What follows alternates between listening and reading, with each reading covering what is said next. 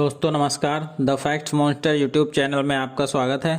आइए जानते हैं भारत के दूसरे प्रधानमंत्री लाल बहादुर शास्त्री के बारे में कुछ रोचक जानकारी। आज़ाद भारत के दूसरे प्रधानमंत्री लाल बहादुर शास्त्री का जन्म 2 अक्टूबर 1904 को उत्तर प्रदेश के मुगल सराय में हुआ था। लाल बहादुर शास्त्री दिखने में छोटे थे लेकिन बहुत ही बहादुर और स्वाभिमानी थे। आर्थिक तंगी के कारण शास्त्री जी नदी तैरकर स्कूल में पढ़ाई करने जाते थे।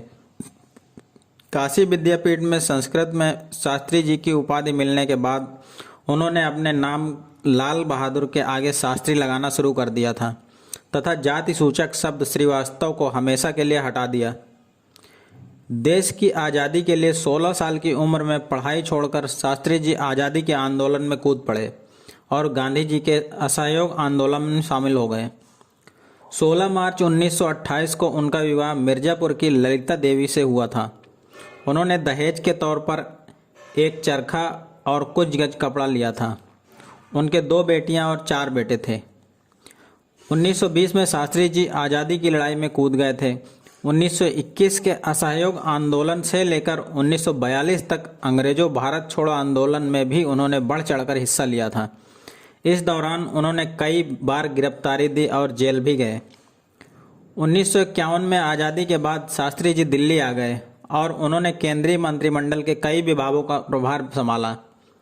उन्होंने रेल मंत्री, परिवहन एवं संचार मंत्री, वाणिज्य एवं उद्योग मंत्री, गृह मंत्री का भी प्रभार संभाला। 1964 में शास्त्री जी के प्रधानमंत्री बनने के बाद 1965 में भारत और पाकिस्तान के बीच युद्ध हुआ।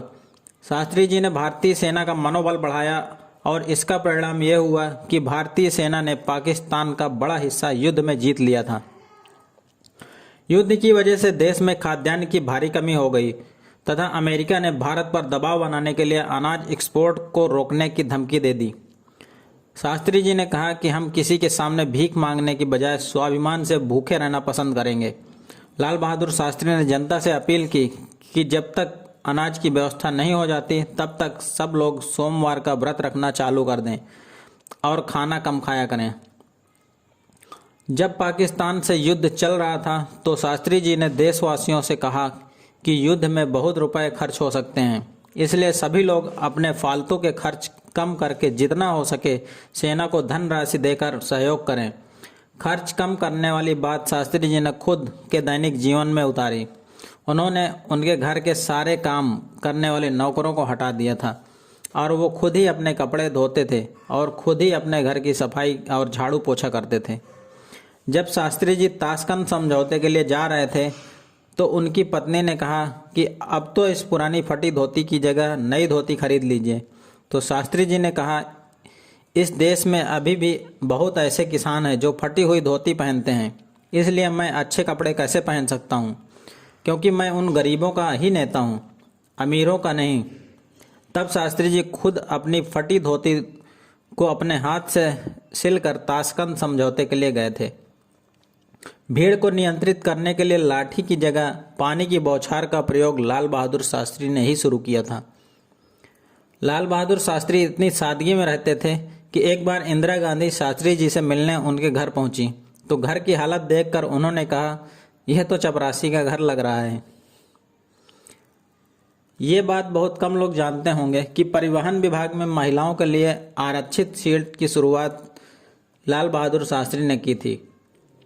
भगत सिंह के जीवन पर बनी फिल्म शहीद को लेकर तत्कालीन प्रधानमंत्री लाल बहादुर शास्त्री रो पड़े थे।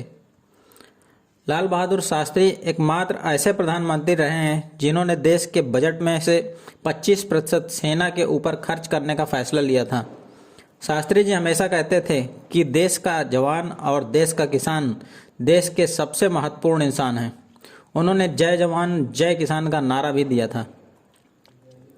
लाल बहादुर शास्त्री के उत्कृष्ट कार्यों के लिए 1966 में उन्हें मरणोपरांत भारत के सर्वोच्च नागरिक सम्मान भारत रत्न से सम्मानित किया गया था।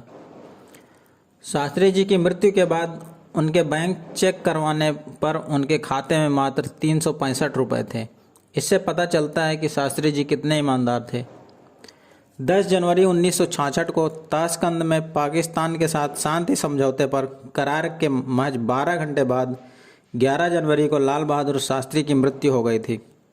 खबर में बताया गया था कि शास्त्री जी की मृत्यु दिल का दौरा पड़ने से हुई, लेकिन उनकी मौत का असली कारण आज तक पता नहीं चला है। दोस्तों, वीडियो देखने के लिए आप सभी का धन्यवाद। आज की जानकारी कैसी लगी आप हमें कमेंट करके बता सकते हैं।